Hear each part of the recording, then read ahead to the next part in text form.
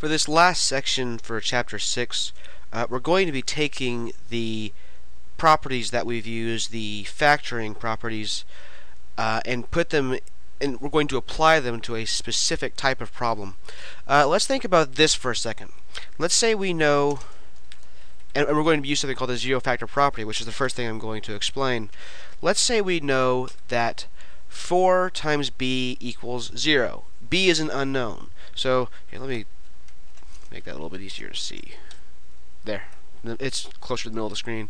So we know that 4 times b equals 0. b is an unknown. What does b have to be? Well, remember, this is a very basic property of multiplication. Anything, let's say we have some random number a.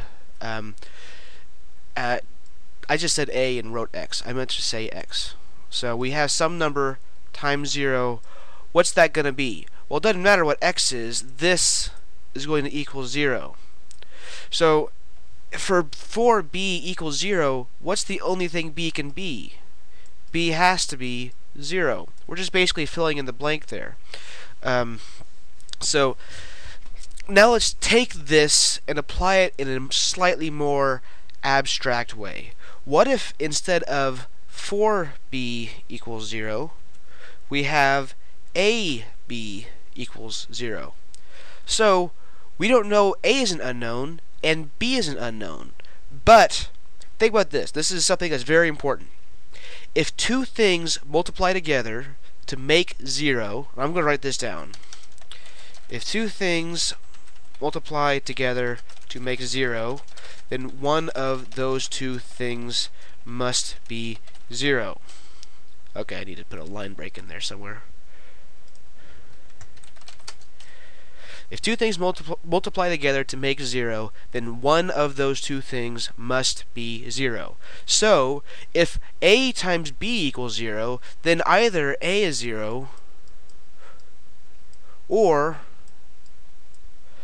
b is 0. Or both. It's in many cases, in a lot of cases that we're going to be looking at, this is not going to be possible, but in many cases a is going to be equal 0 and, sorry, let me start this over. It's also possible that if you have a and b are both 0, well, 0 times 0 is also 0.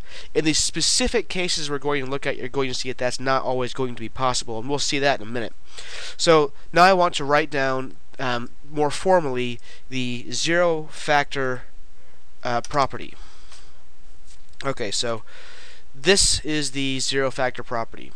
If a times b equals 0, then let me put a little bit more room there because I want to make this this is very important. I want to make this as separate as I possibly can. If a times b equals 0, then either a equals 0 or b equals 0, or possibly both. So remember that. If you have two things that multiply together to make 0, then one of those two things must be 0. Because 4 times 0, well, that's going to be 0. Let's work backwards. So then 4 times b equals 0. Well, then b has to be 0. Sorry for the really bad handwriting. But let's go ahead and use the zero factor property to solve an equation and applying this to a trinomial. So we'll do one example here, and then the next video will be primarily examples of this type of thing. So let's say, for example, we have x squared plus 7x plus 12 equals 0. So we have that this expression equals 0. So once we have an equal sign involved, then we have an equation. Otherwise, we have an expression. But here we have two expressions joined by an equals, so we have an equation. And there is a solution, at least one solution. We're going to find that there's going to be two solutions to this equation. So we need to find out what is x. So you've probably seen before, if you have 3x plus, or let's make it minus 4 equals 0, well, then since you have an unknown here, we can solve for this by adding 4 to both sides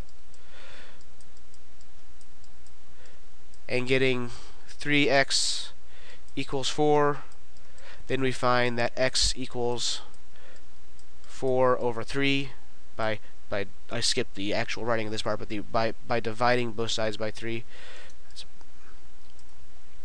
So we can do some similar manipulations, but using the zero factor property to find out what x is going to be here.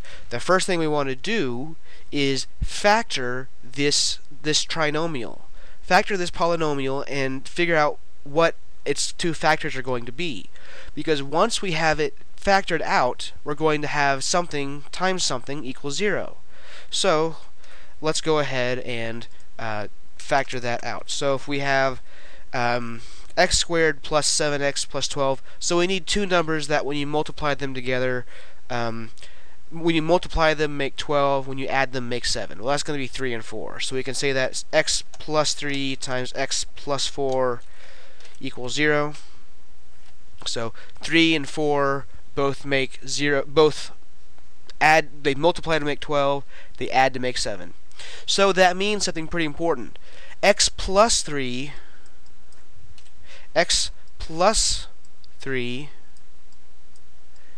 is equal to 0, or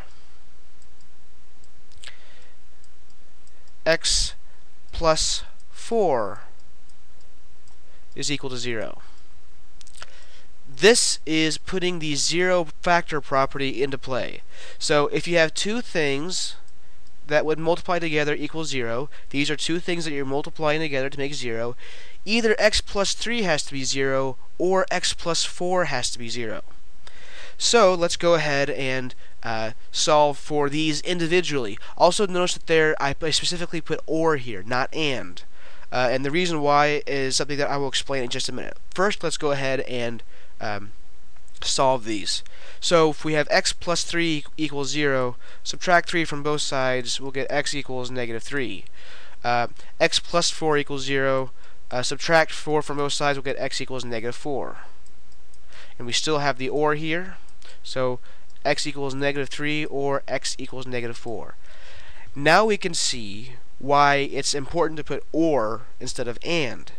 Because if we say x equals negative 3 and x equals negative 4, well, that doesn't make sense. X cannot be both equal to negative 3 and equal to negative 4. Remember what I said in a previous video. I said if x equals y equals z, then x equals z. That's just a basic property of equals. Well, if x equals negative 3 and x equals negative 4, then you'd have negative 3 is equal to x, which is also equal to negative 4, and then you'd have negative 3 is equal to negative 4. And that doesn't work. Negative 3 is not equal to negative 4. It's kind of a small thing. Most professors, most teachers will not take off points for this. In my class, personally, I don't take off points, but I will cross it out. If you put and, I will cross it out and put or. At any rate, so that means we can. That means we have these two solutions, x equals negative 3 or x equals negative 4. These are our two solutions, and these are going to be our final answer. We can also check this not the same way, but in a similar way. We can just plug negative 3 in for x and see how it works out. I'm going to go ahead and do that. So let's say we have negative 3 squared plus 7 negative 3. So this is just me checking the answer. So it's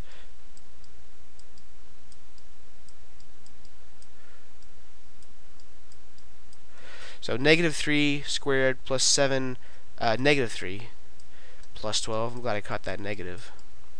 So this needs to equal 0. So this is equal to 9. Negative 3 squared is 9 minus 21 plus 12. 9 minus 21 is going to give us negative 12 plus 12. Negative 12 plus 12 is equal to 0. So that means we did it right.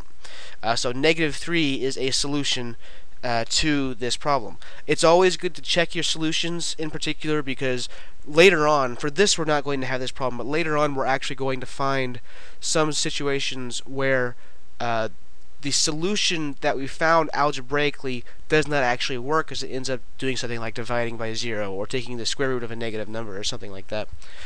Now let's go ahead and I'll check. I hope I have enough room here. Check the negative 4. So we'll have negative 4 squared plus 7 times negative 4 plus 12. So negative 4 squared is going to be 16 minus 28, because positive 7 times negative 4 is going to give you 28, plus 12. 16 minus 28 is once again going to give you negative 12. The reason I know that's because you have 28 minus 16. There's not really necessary to do this, but I thought I might as well. And since we're actually doing 16 minus 28 instead of 28 minus 16, we'll put a negative. So that means we're going to have negative 12 plus 12, which equals 0, and that wasn't really necessary, but I thought I'd do it anyway. So that means we've checked it. Both of these solutions work. Okay, in the next video we will do a few more examples, including what if the problem we're given does not start out this way? What if it doesn't start out with, see here we already have it in a form where we can easily factor it out. What if we can't easily factor it out? Well, we need to do some manipulations beforehand. Alright, I will see you then.